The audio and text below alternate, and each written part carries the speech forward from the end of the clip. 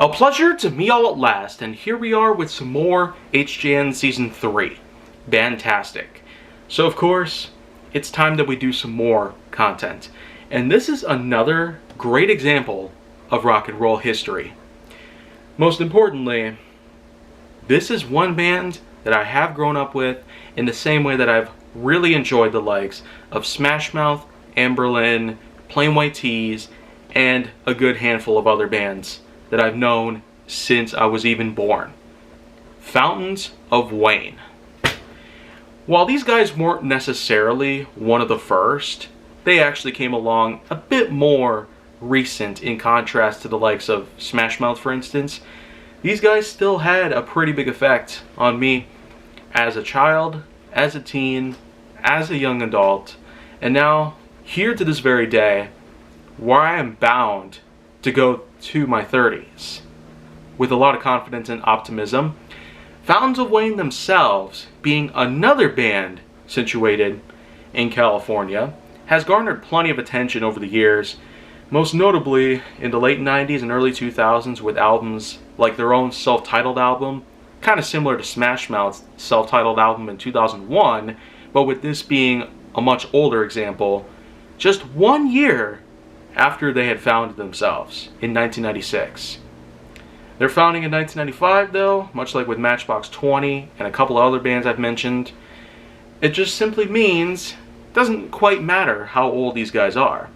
I mean, when you get down to it, such bands like The Strokes or even 21 Pilots, look how popular these guys are even to this day. But Fountains of Wayne, they're much older, and they do have a lot of records attached to them. Not just speaking with albums and whatnot, but also when getting to understand a few things that went down throughout their history. But let's go through a little history of their work, their discography if you will. Starting in 96 with their own self-titled album, so right out of the gate they have their own self-titled album that they got out of the way, unlike Smash Mouth, which it took a little while for them to do so. Fountains of Wayne had themselves a pretty notable collection of songs that they gave to us at the time, but then 3 years later, in 1999, they gave us one of the most amazing masterpieces ever to close an entire millennium of history, Utopia Parkway. And well, in case you're wondering, yes, these guys are in fact another part of my life when it comes to the usage of my iPhone. Well, as you can see here, it's not necessarily listed in chronological order or even alphabetical order, but the thing is, look at that. 6 albums altogether. That's not necessarily all of their work that they've done, but the thing is, Utopia Parkway was an unbelievable masterpiece. One of the very few instances that I happen to listen to every single that's on the album. And it might take me a little while before I can eventually get to a point where I might eventually build up the courage to listen to every track on the self-titled album from 96 or even from some of the others. But the thing is, in 2003, they strike extreme gold and immense popularity, especially on the internet, with Welcome Interstate Managers. Their title, Stacy's Mom. That itself was what brought them to international success. And even to this day, one could probably go not too far without hearing that one song. But you know me. I'm not about one-hit wonders. I'm about looking for all the other stuff that they have to offer. So the thing is, in terms of the rest of the album, there's plenty of other singles that I could talk about, like Hey Julie, for instance. But that itself would take a bit of a while. So we could just take in the fact that with just the first decade alone, they've made quite a lot of success. And with 3 albums they released altogether, that's quite a way to go. But it didn't stop there, because Stacy's Mom did, again, allow for international success. So what did they decide to do? They spent a little more money here and there, and in 2005, with the album Out of State Plates, this was actually what allowed me to become interested in them. It brought my attention at that time, in April 2005. And the thing is, there were plenty of singles on that album, Maureen, Number 45 Sunblock, California Sex Lawyer, and the first ever song that I ever heard from the band in my life, not counting Stacy's Mom, obviously, I Want an Alien for Christmas. Wow. These guys definitely know how to pull off a parody. An alien on Christmas. I mean, that itself made me question my life. Were people really wanting to put up one of the most popular, gluttonous holidays of all time and make a mockery out of it? Well, apparently, these guys did just that. They simply asked their audiences if they could have an alien for Christmas. Oh my gosh, like that, this is exactly why I love life right now. These guys made a total mockery of Christmas. An extremely overrated holiday. And I've gotten sick of it in recent years. So you know what? This song especially relates to me nowadays compared to how it could have related to me at 6 years old. So, compared to how old the album was at that point in time, I didn't quite give a single dime of a crap about them back in the day, but nowadays, after 18 long years since that album came out, that one song really did catch my eyes, ears every single day. I mean, I am sick of how Christmas has been going on right now. Starting as early as freaking October? And it's even more crazy when you get to know the places I've worked right now, liquidating assets, FedEx and stuff. I've literally seen Christmas decorations come in at June and July. Like, what happened? What happened to it being a December thing? Why does it need to be in summer? Why does it need to be anywhere else other than its own native month in the year, December? And I guess within a couple weeks of January would be fine and all, because not everybody's going to want to take down their decorations as soon as that day comes and goes. Other than that, though, out-of-state plates. If I had 3 thumbs, that's exactly what I would give it. 1, 2, 3. But I only got 2, so that'll pretty much suffice for the moment. Oh man, but even then, it didn't stop there either. So you'd think that Fountains of Wayne would get crappier and crappier as time goes on, but no. Unfortunately though,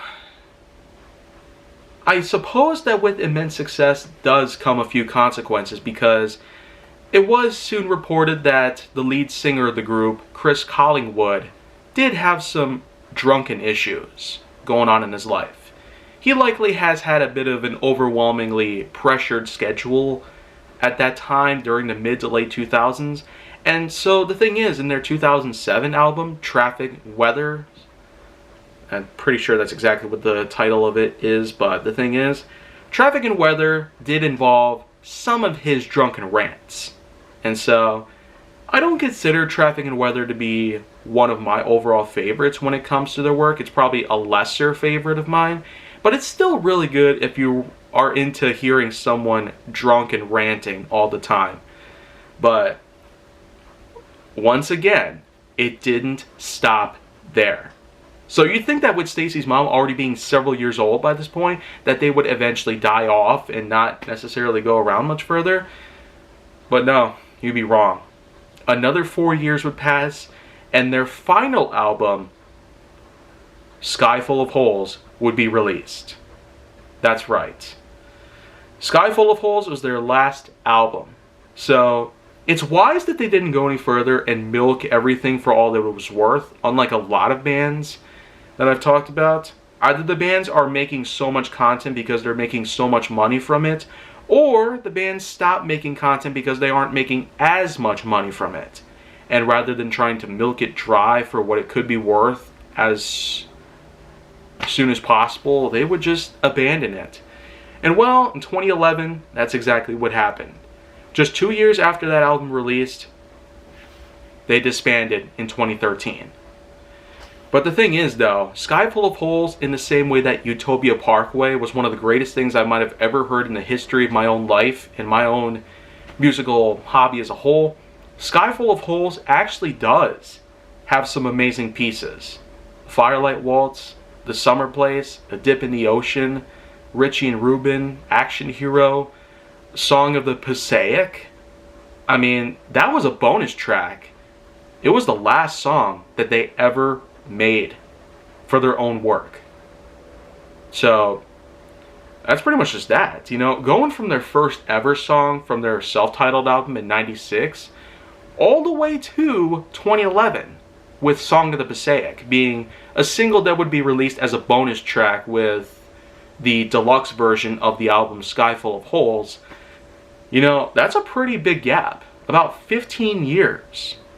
And they've made a lot of work. And they've gotten a lot of popularity over the years, being one of the more modern pioneers of power pop and alt rock out there. And power pop was especially a piece that had died out a long time ago. But these guys found a way to bring it back and make it modernized as much as possible. And they did an outstanding job on all fronts. Their 1999 album Utopia Parkway and their 2011 album Sky Full of Holes still remain two of the greatest albums I've ever heard in my life. Unbelievable how much they were able to accomplish in 15 years' time. But like I've said, rather than milk it dry, they disbanded in 2013, only 18 years after they were founded. And unfortunately, in April 2020, the keyboardist, the man responsible for the power pop elements, Adam Schlesinger, would unfortunately succumb to a number of health issues, including the nCoV pandemic. That's right, this was one of the first instances of a celebrity dying off as a result of an nCoV virus infection. So, he definitely wasn't the last, as there were many others, but the thing is, this was one of the first that I heard about. Only 8 months since the pandemic itself first started. And when you get down to it, that was really sad. However, though, Fountains of Wayne decided, the rest of the members at least, they decided to actually put up a donation, a charity event, in honor of Schlesinger's career and legacy. So when you get down to it, that's an incredible way to make a comeback. You know, a member of the band dies, and rather than leave it well enough alone, you get back together and honor him in the form of songs. A series of concerts that were made as a series of charity events that went down to pay off his family. And so, that pretty much just goes to show.